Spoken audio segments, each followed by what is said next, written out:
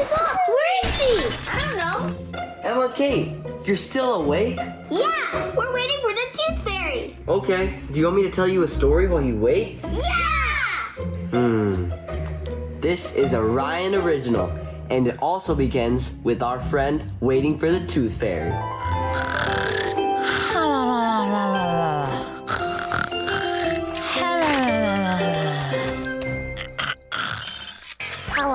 Finally! I found you! Unlimited power! In a gummy-sized package!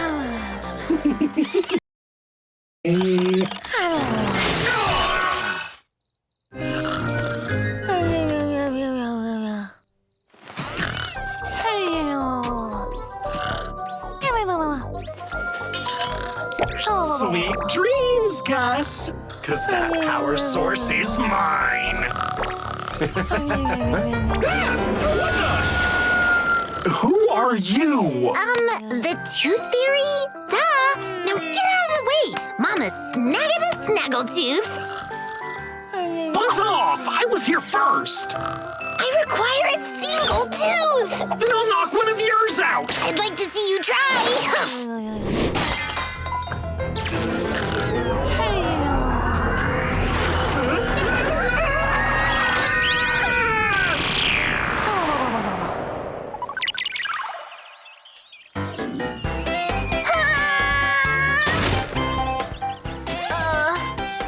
Great! Now we're stuck in here!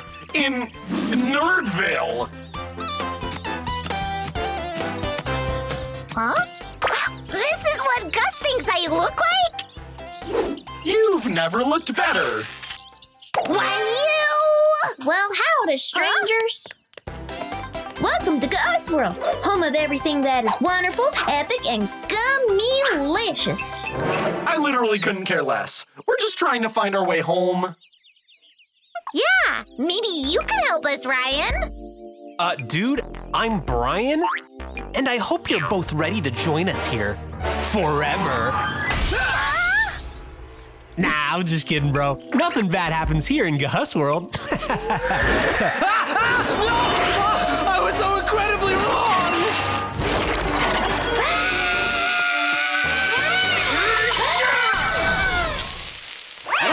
What was that? Another nightmare. They've kidnapped our beloved Lord King Gus. And your only chance at escaping this place. What? You couldn't save him yourself? Oh, I guess I have to do everything. Where are they keeping him? Please, prepare yourselves, for your journey'll be a long one.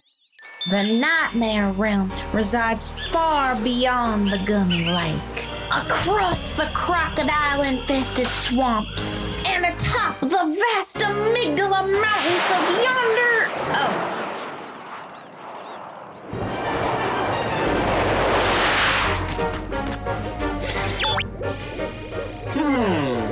I think I found Gus. Yeah, me too.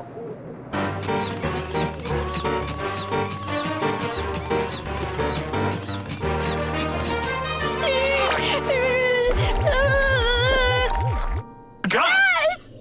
I can't get out! There is no escape. The nightmare has only just begun. You're literally so lame. Nah, Vegas did. And an ugly shade of green.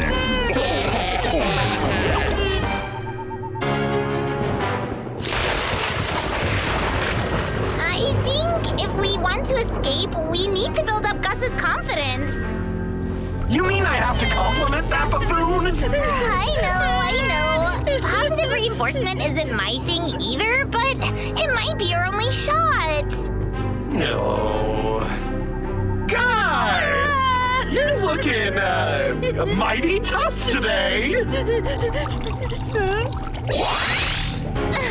Yeah, you must be maxing those PRs. Yeah. You're swole, for real. And you've never skipped flag day!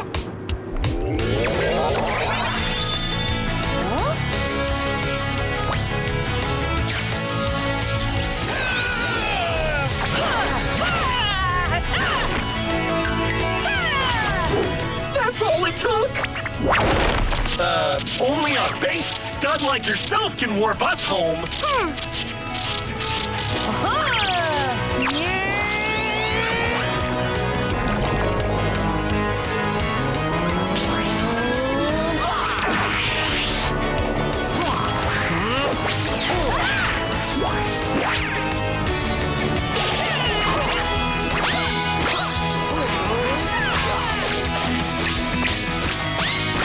Dreamland will be devoured. Maybe in your dreams, bud, but this one's mine! Get up, punch!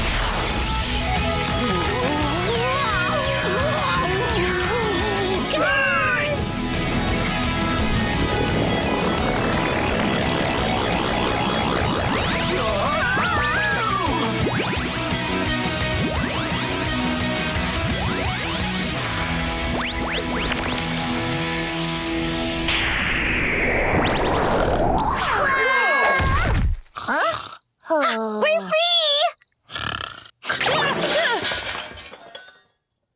Hey! What are you weirdos doing in here? I'm the Tooth Fairy!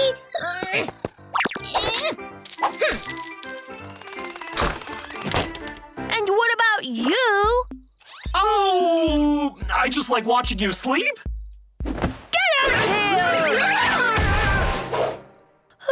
Finally, some peace and quiet.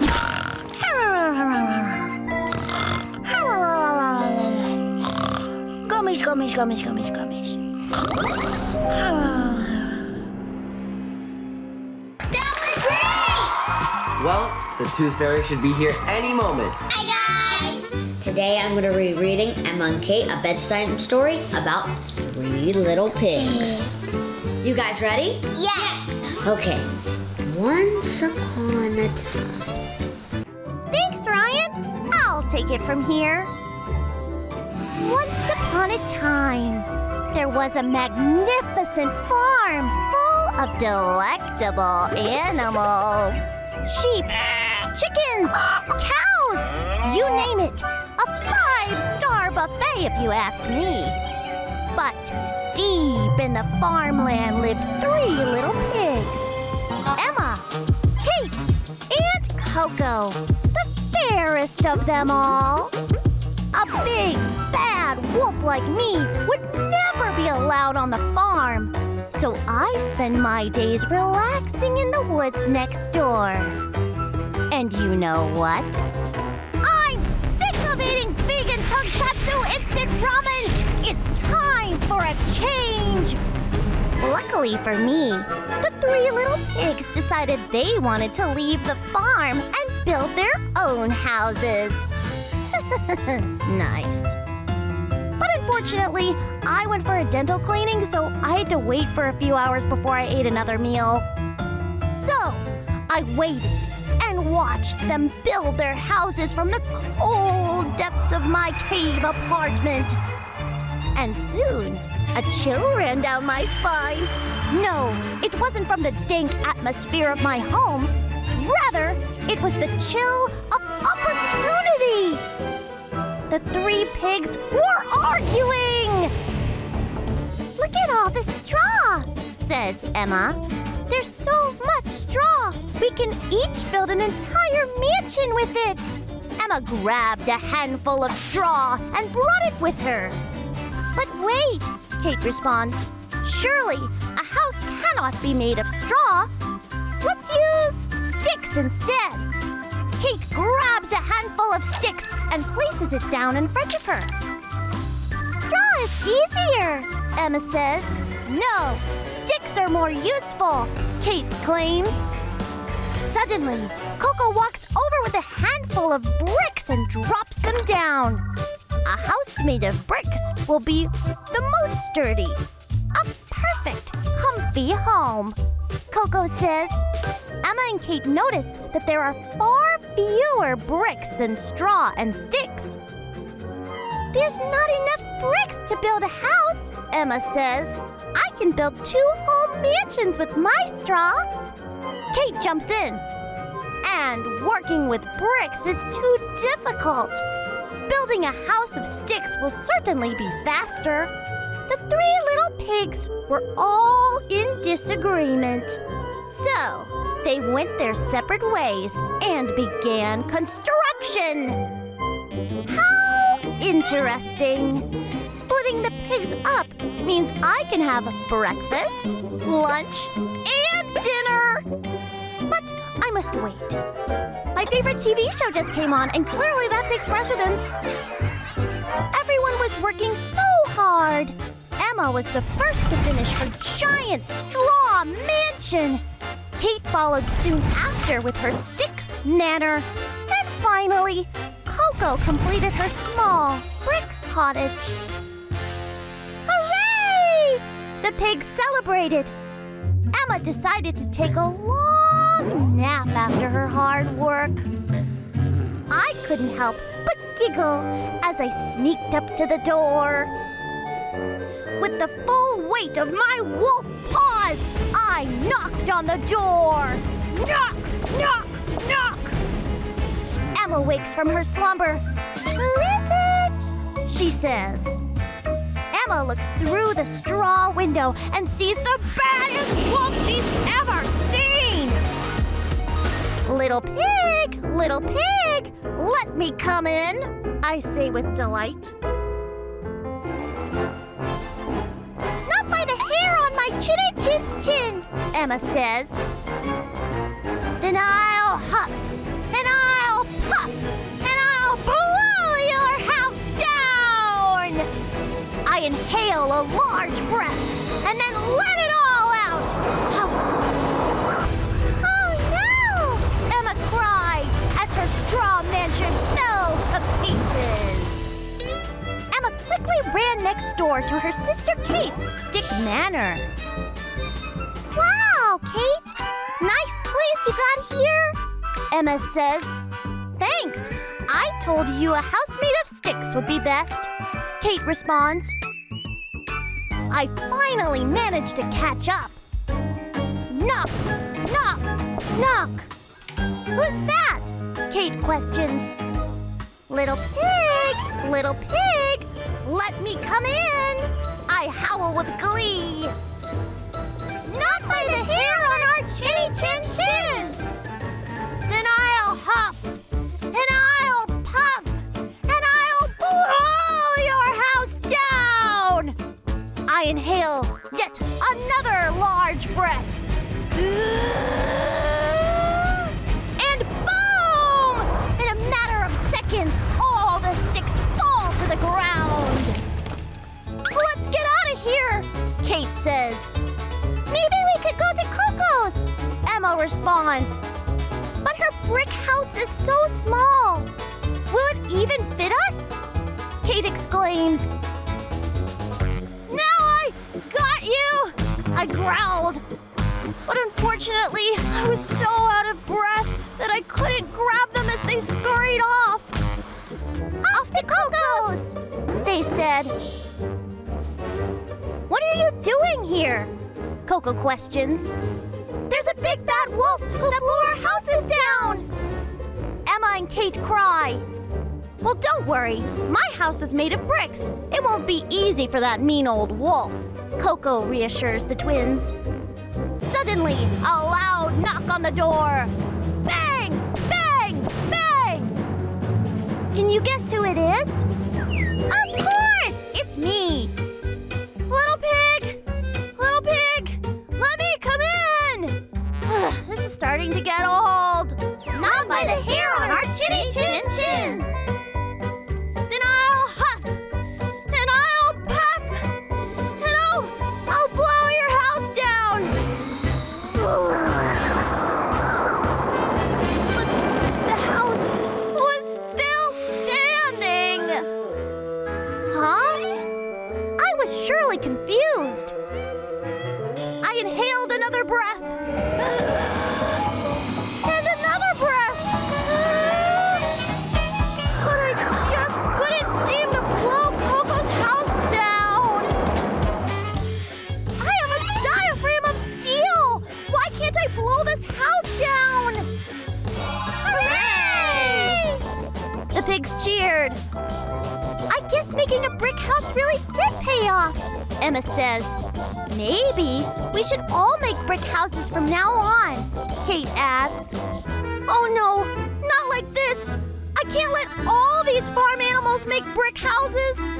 How will they ever get in my belly? As the pigs celebrate and prepare a feast, I decide to make the biggest, baddest move of all. I jump onto the roof. If I can't blow this house down from the outside, I'll have to do it from the inside. I snarled as I reared another giant breath. I blew a giant cloud of wind through the chimney. Oh no! What comes around goes around, and an even bigger smoke cloud blasted atop the chimney. Like a violent storm, I was blasted off the roof. Luckily, I landed in some discarded straw. The pigs came outside to check on me, and as I stood up, my mask fell off. My secret was finally out. It's Alpha! Everyone laughs. I just wanted to move out with all my friends so we could have fun and cook delicious meals together. But I guess I took things a little too far. It's okay, the pigs responded. Let's grab some new material and build the best houses anyone's ever seen. And this time, we won't take the easy way. We'll work hard to make a house no wolf will ever blow down. So, we high-fived, ready for our next bedtime fairy tale adventure. The end. The end. Did you guys like the story? Yeah, that was so good. I loved it. Oh, hi, guys!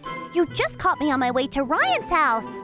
I'm going to let him borrow this amazing new book I got.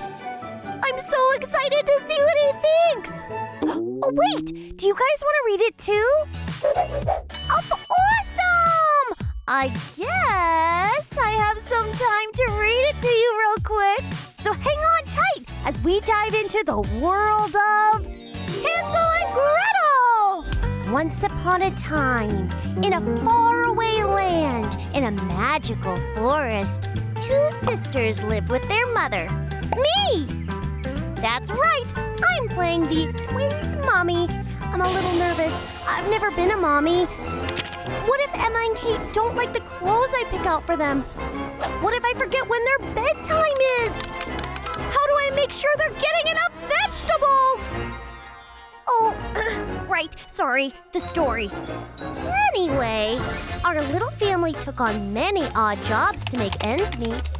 Window cleaning, tree chopping, gerbil wrangling, ferns deferning, horse whispering, shoelace tasting, candle sniffing, legal counseling. You name it, we've done it. But our most favorite job of all, and the one that brought in the most money by far, was strawberry picking. We were the best strawberry pickers in the whole country. One day, we'd gotten back from a particularly fruitful day of strawberry picking. See what I did there? Fruitful? Like, we got a lot of fruit? Come on, that was funny! The point is, we had a ton of strawberries. I stepped out to make a call, leaving Emma and Kate alone with the fruit, which I would soon realize was a big mistake. These strawberries sure look tasty, said Emma to Kate.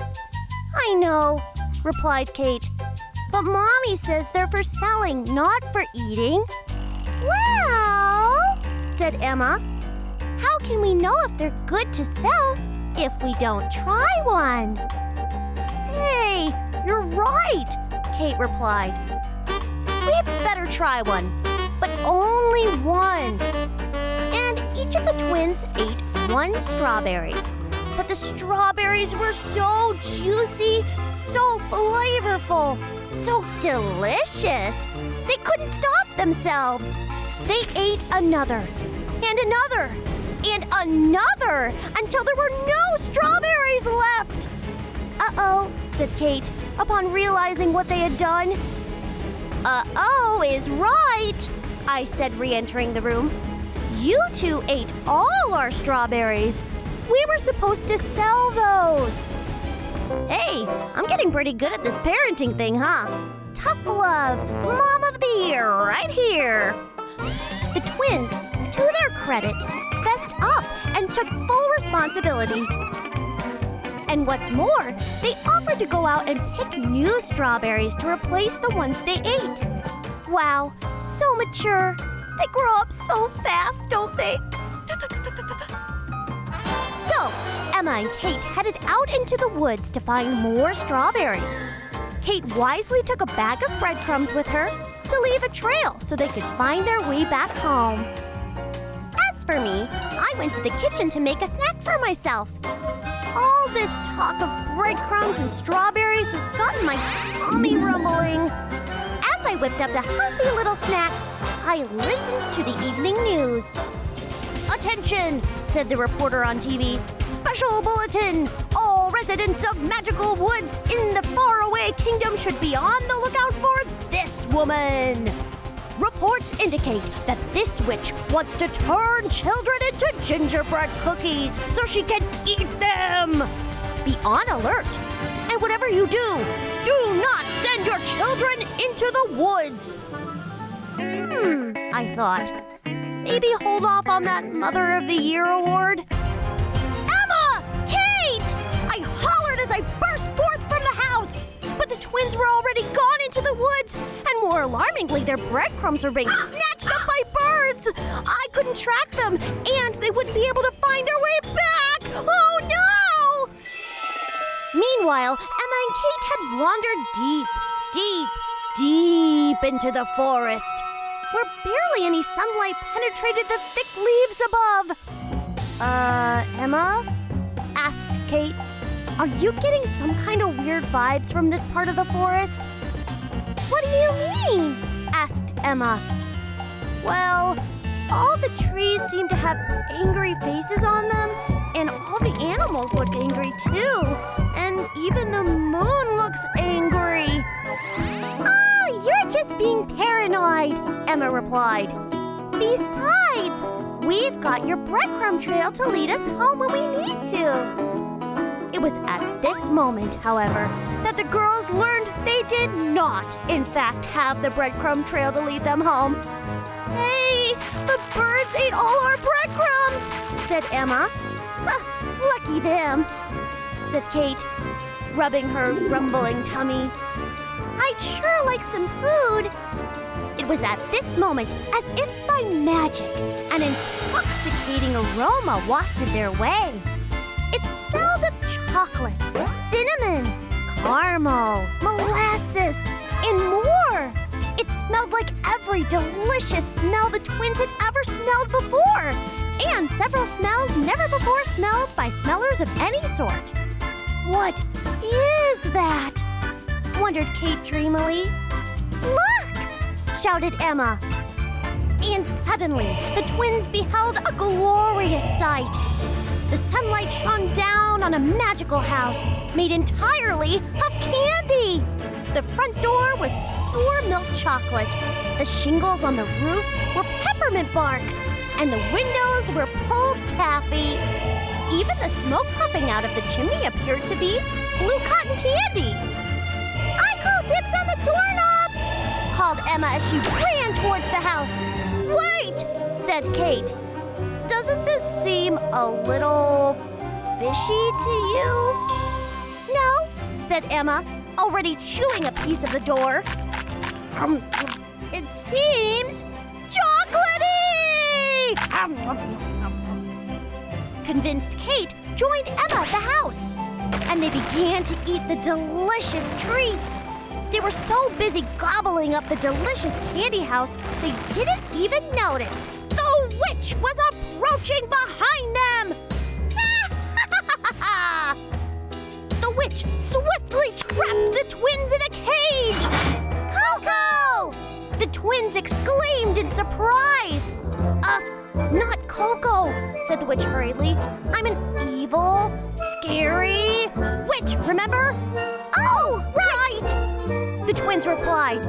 They began calling for help, but it was no use. The witch brought the twins into her candy cottage, where she pulled out a giant, twin-sized mixing bowl and began prepping the ingredients needed to turn the twins into gingerbread cookies! You can't turn us into gingerbread, called Kate. Yeah, said Emma. At least make a snickerdoodle. That's my favorite. There's no use arguing, said the witch.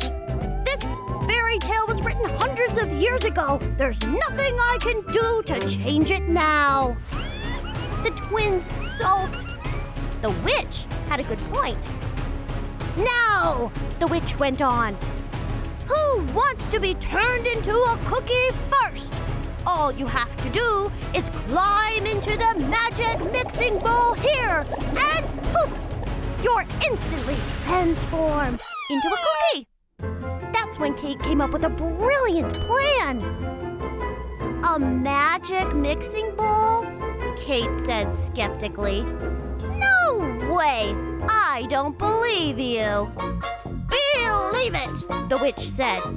It'll turn you into a cookie good. Emma, catching on to the scheme, joined in. Yeah, right, Emma said. I bet that mixing bowl won't do anything. I bet it's just a normal old bowl you bought from a catalog. The witch said, growing steamed. I'll show you. Watch. Then, to demonstrate, the witch herself climbed into the magic mixing bowl and indeed instantly went and turned into a gingerbread cookie herself. The twins' brilliant scheme had worked, and it was at just that moment that I, Mommy of the Year, burst into the house. I'd tracked them by following my keen sense of cat smell, which led me straight to the candy cottage. I released my beloved children from their cage, and we headed towards the door. Said the witch gingerbread cookie. I don't really have to stay like this, do I? We assured her that she'd be transformed back into her normal Coco self as soon as the credits rolled. That's the magic of animation! I hugged my twins tight, and we walked home, happy to be reunited. And the witch never bothered anyone again.